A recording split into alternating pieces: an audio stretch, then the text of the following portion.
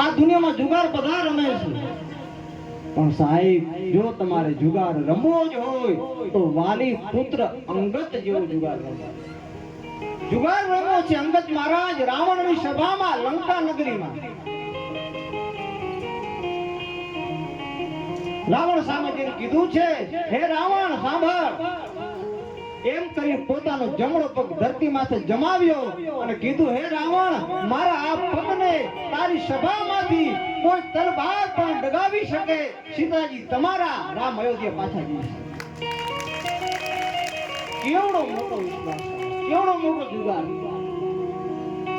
રામે તેને સંધિ કરવા માટે મોકલ્યો હતો, હજી છેલ્લી વાર સમજી જાય છે.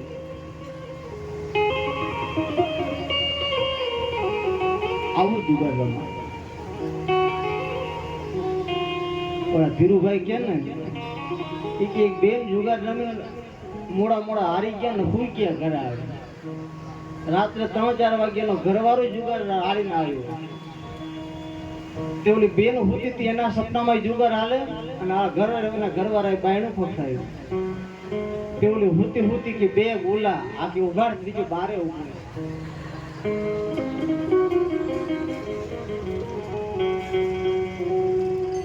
તો મારું કહેવાનું મતલબ,